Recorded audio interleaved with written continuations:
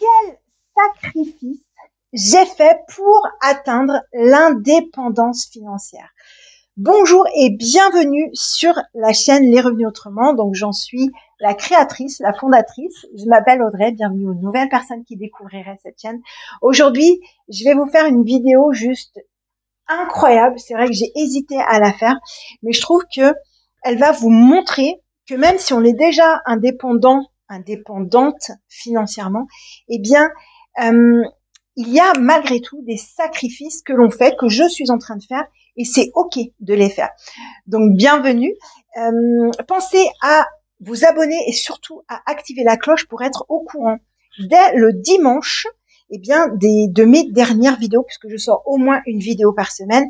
Sinon, eh bien, vous n'aurez qu'à attendre lundi, nananaire, pour, eh bien, connaître et pouvoir visionner cette vidéo. Donc, elles ne sont réservées eh bien qu'aux personnes, oui, il faut quand même avoir des avantages, qui sont abonnés et qui ont activé la cloche de notification pour qu'elles puissent la voir le dimanche. J'espère avoir été claire. Alors, clairement, quels sont les sacrifices? Il m'en vient deux en tête. Le premier des sacrifices, c'est que, eh bien, le premier des sacrifices, je le refais, c'est que je loue une chambre de mon appartement en colocation. Alors, c'est plutôt en location courte durée. Et clairement, pour plusieurs raisons. Pourquoi je fais ça? Un, eh bien, parce que je dois moi-même appliquer les principes dont je vous parle. On est d'accord, puisque je suis experte en colocation et en colocation au rendement. Donc, du coup, il n'y a rien d'étonnant à ce que je loue une de mes chambres. OK. Ensuite, deuxièmement, pourquoi j'ai fait le choix de la location courte durée? Pour deux raisons. D'une, eh bien, parce qu'ici, j'ai pas mal de documents qui sont importants. J'ai besoin de beaucoup de place, puisque je suis passée d'une maison, entre guillemets, de 124 mètres carrés à un appartement de à peu près 50 mètres carrés. Donc, évidemment, vous vous doutez qu'il faut que je pousse les murs, etc. OK, il y a des choses qui sont optimisées, il y a des choses qui sont sur le cloud, on est d'accord, qui sont en ligne, etc. On est d'accord. Ensuite, j'ai choisi un de mes appartements pour pouvoir vivre. Et cet appartement a eu un choix stratégique. D'une, parce que je peux me garer dans la rue, ça n'est pas payant. J'ai aussi une place de parking, etc. Deuxièmement, c'est un appartement qui est traversant, donc qui est très lumineux, excepté aujourd'hui, évidemment, au moment où je tourne la vidéo. On est bien d'accord.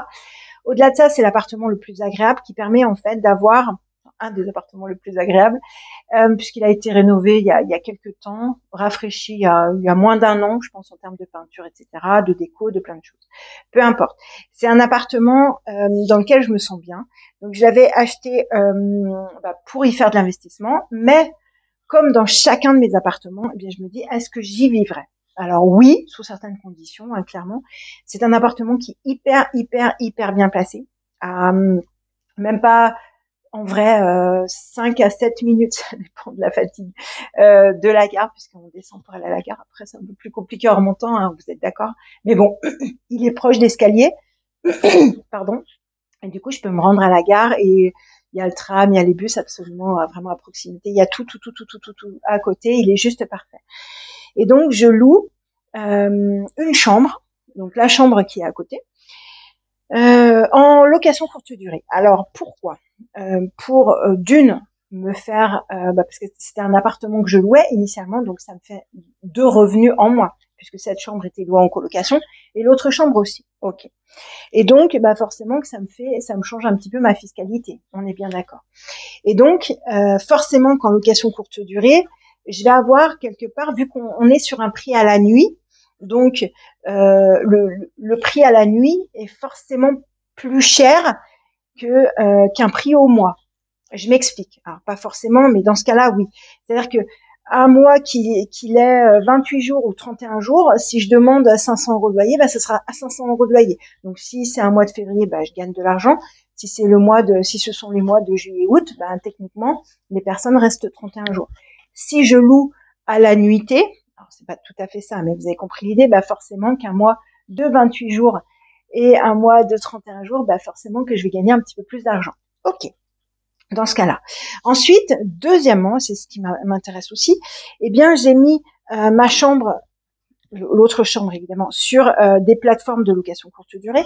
Et ça me permet, puisque je vois les gens, je vis aussi quelque part avec eux, eh bien d'avoir des étoiles, donc d'avoir des commentaires, etc., etc. C'est-à-dire que lorsque je vais déménager d'ici pour aller dans une maison, je l'espère, si mon plan se déroule sans accroc, eh bien forcément que sur cet appartement-là, sur cette chambre-là, j'aurai déjà des étoiles. Donc j'aurai déjà normalement un maximum d'étoiles et un maximum de commentaires positifs. Et ça va me permettre évidemment de garder mon statut de super hôte. Vous avez compris l'idée. Donc ça. Ensuite, troisièmement, je sais plus où j'en étais, sur cette chambre-là, eh bien le ménage c'est moi qui le fais. Donc dans le sens où je ne suis pas obligée de faire appel à une conciergerie, je ne suis pas obligée puisqu'il y a une entrée autonome, puisque j'ai mis un système de Nuki, bref, on s'en fiche, je peux ouvrir ou fermer à distance, peu importe, avec mon téléphone, on s'en fiche, vous avez compris l'idée. Et la personne a sa chambre en autonomie. Donc elle a un balcon que j'ai, enfin une terrasse carrément que j'ai aménagée avec une pelouse, avec des fleurs, avec des trucs super. Et ça, c'est payé avec les locations précédentes. C'est-à-dire qu'à chaque fois que j'ai des locations, eh bien, je ponctionne une partie. J'en ai déjà fait une vidéo, j'en ai déjà parlé, pardon, dans une vidéo. Eh bien, je ponctionne une partie pour pouvoir améliorer le logement. Donc ici, juste derrière moi, il y a des meubles. Voilà, il y a une armoire Ikea. Et donc, ce sont les 10% à chaque fois que je prélève là-dessus, sur tel et tel loyer entrant, qui m'ont permis d'acheter une grande armoire, qui va me permettre de gagner en hauteur pour pouvoir mettre du linge de lit, etc. Vous avez compris l'idée.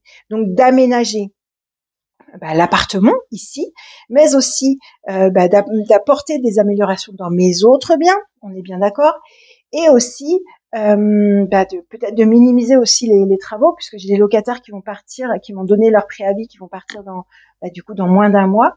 Je ne sais pas comment je vais retrouver l'appartement. Il y aura probablement un rafraîchissement à faire. Ça coûte. Est-ce que j'emprunte? Est-ce que je prends sur mon épargne? Est-ce que je prends sur l'argent que j'ai mis de côté? Ok, ça en fait partie. C'est anticipé. Et donc sur la chambre que je loue, eh bien il y a une grande terrasse que je suis en train évidemment d'aménager avec du gazon. Enfin bref, vous avez compris l'idée, pour que la personne s'y sente encore mieux. Donc au fur et à mesure, je prends toujours en note déjà ce qu'ils me disent. Là j'ai mis des petits verrous, des choses comme ça dans la salle de bain, dans les toilettes. Enfin vous avez compris l'idée. Et au fur et à mesure, eh bien, j'aménage les choses. J'ai changé tout en termes d'ampoules par des LED, même les ampoules du miroir. On s'en fiche, peu importe. Là, j'ai acheté un petit meuble pour la salle de bain, spécifiquement pour les personnes qui loueraient cette chambre-là, etc. Donc, elles ont leur propre meuble de salle de bain, elles peuvent y mettre leurs affaires, etc. On est bon et j'aménage ça petit à petit. Ça, c'est premièrement.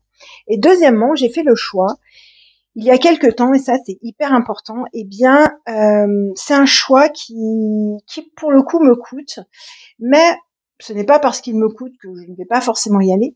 J'ai fait le choix de reprendre un contrat de travail. Donc, vous savez que j'ai ma société, tout ça, vous savez que je tourne des vidéos, vous savez que je vends des programmes de tuto, de formation, tout ce que vous voulez, c'est ok.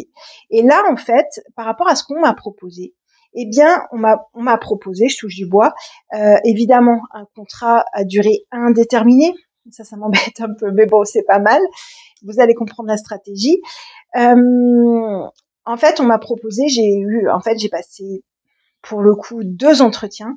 Et sur les 2 entretiens, on m'a proposé 2 CDI.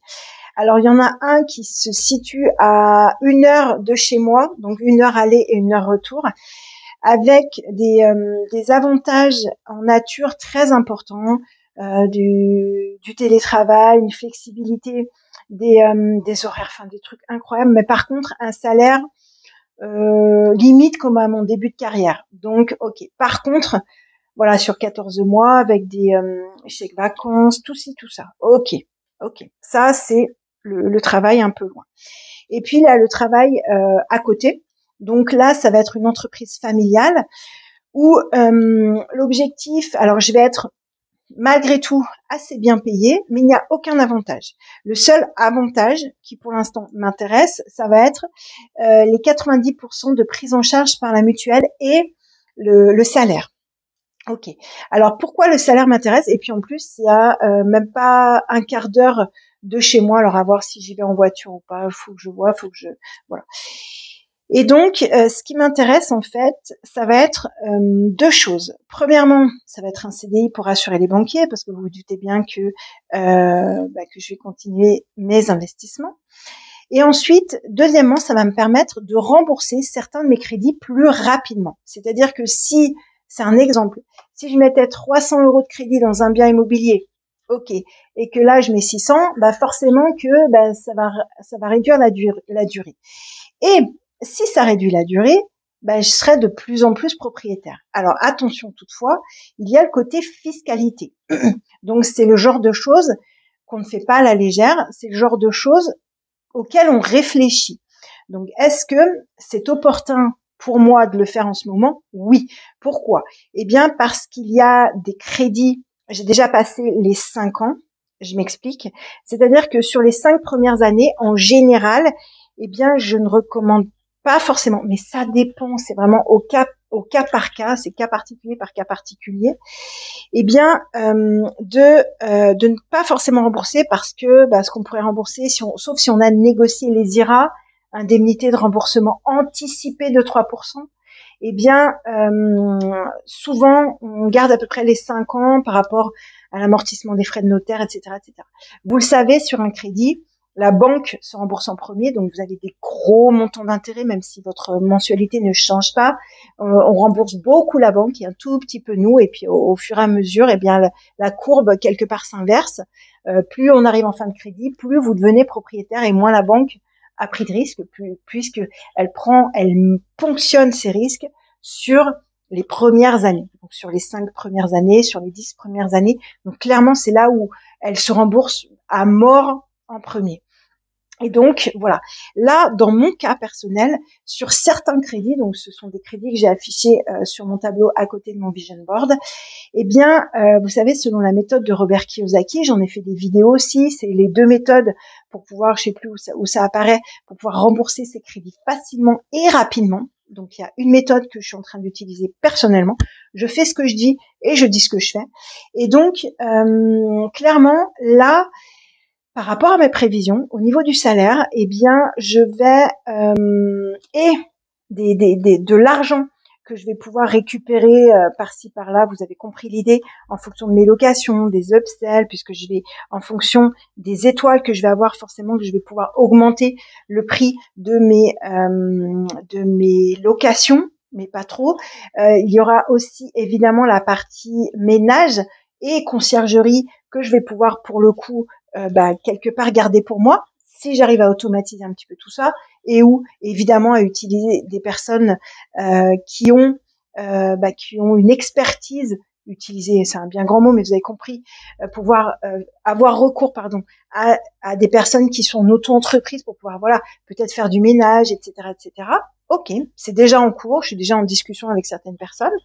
Des personnes d'ailleurs qui ont fait leurs preuves et qui connaissent mes appartements, on gagne du temps, mais surtout qui ne vont pas me facturer sur les déplacements, qui ne vont pas me facturer sur plein de choses, elles ne vont faire quelque part que le ménage, que la blanchisserie, etc.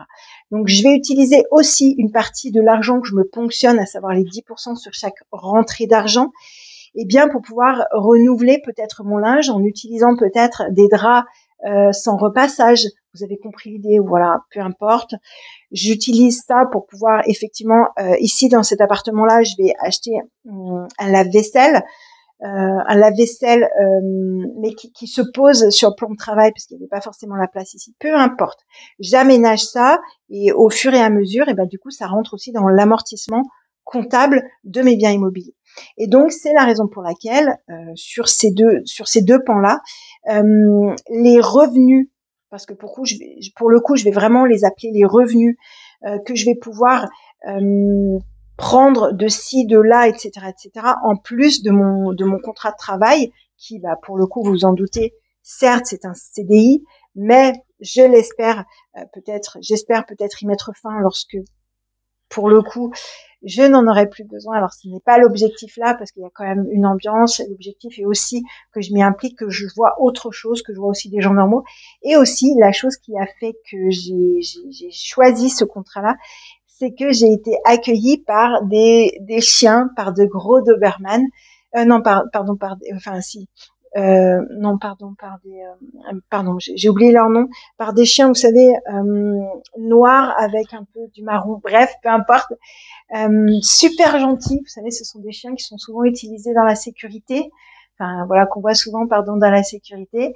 Et ils étaient super sympas. Et clairement, je me suis dit, ouais, ça pourrait être sympa de bosser dans cette boîte et d'apporter ma plus-value, parce que j'ai quand même une belle plus-value à apporter. Et ça pourrait être top. Et du coup, alors j'ai appelé ça sacrifice. Donc j'ai fait ce sacrifice-là. Alors, parce que, pour moi, c'est ok en fait par rapport à mes objectifs et on n'est plus obligé. Alors comment dirais-je, je ne suis plus obligée entre guillemets de travailler pour manger, mais je vais travailler pour pouvoir obtenir un salaire, j'entends, pour pouvoir rembourser plus rapidement mes crédits. Donc la philosophie est différente. Ça ne veut pas dire que je ne suis pas indépendante financièrement. Ça ne veut rien dire. C'est-à-dire que si demain je vais arrêter, j'arrêterai et ça ne changera pas grand-chose. C'est juste une question de, comment dirais-je, de focus et une question peut-être de rapidité par rapport à ma stratégie. Et après, peut-être que voilà, dans 1 an, dans 2 ans, une fois que j'aurai un peu anticipé tout ça, si ça me prend la tête ou peu importe, ben je pourrais partir. C'est ok en fait. Et mes biens seront de fait beaucoup plus rapidement remboursés. Là, clairement, donc j'ai plusieurs crédits, vous vous en doutez, par rapport à la méthode de Robert Kiyosaki. Il y en a un qu'il faut absolument que je solde.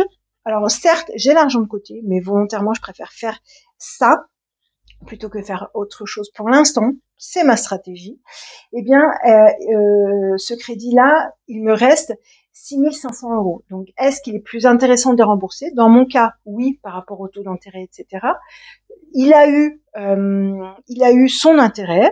C'était ok. Maintenant, il n'a plus, à mon sens, son intérêt là. Donc, je vais me délester de ce crédit-là. Donc, l'argent, une partie du salaire que je vais avoir, eh bien, je vais pouvoir l'envoyer directement dans ce crédit-là. Et c'est ok. Pas en totalité, bien sûr, puisque je vais forcément me payer 10% en premier. C'est ok. Sur chaque rentrée d'argent, vous savez que je me ponctionne 10% au moins sur chaque rentrée d'argent. Alors après, je fais des arrondis. J'ai déjà donné les exemples. Par exemple, sur des loyers entrants en location courte durée à, par exemple, 394,28 €. Donc, si je me prends 10%, ça ferait 39,42 €, 43 si j'arrondis au supérieur. Peut-être que je vais me prendre, je ne l'ai pas fait encore, 40 ou 45 euros. On est d'accord. Mais ça, plus ça, plus ça c'est un exemple. Sur le montant des loyers qui rentrent, bah forcément que je vire ça sur un compte auquel je n'ai pas forcément accès visuellement tout de suite et auquel je n'ai pas forcément, pour le coup, je n'emmène pas ma carte bancaire, etc. Toutefois, ces comptes-là me permettent d'acheter mon meuble Ikea dans cet exemple-là, etc. Donc, l'objectif de cette vidéo est de vous montrer que c'est une question de choix. C'est vous qui décidez. Donc, si au lieu peut-être de, je ne sais pas, de subir votre emploi salarié, pourquoi ne pas, l'utiliser, de ne pas y aller avec entrain et de dire ok, je peux faire ci, je peux faire ça, ça me permet de faire ci, ça me permet de faire ça. Bien sûr qu'il y aura toujours des sacrifices à faire. Le fait de vivre avec quelqu'un, de partager ses communs, c'est pas évident, mais en même temps, je fais ce que je dis. Comme j'ai dit, je suis experte en colocation et en colocation haut rendement, donc il est donc normal à mon sens que je vive ce que je vous dis et que je sois confrontée aussi à la nouvelle colocation. Et c'est ok, et je trouve que c'est tout à fait cohérent. Donc si cette vidéo vous a plu ou pas, eh bien likez ou dislikez là. Vraiment montrez à YouTube que vous avez un intérêt ou pas pour cette vidéo. Posez vos questions, mettez-les en commentaire et puis likez. J'ai déjà dit, je crois. Abonnez-vous et cliquez sur la cloche de notification pour recevoir, en toute transparence, les vidéos que je fais. Voilà, je vous dis à très très vite dans la prochaine vidéo. Ciao.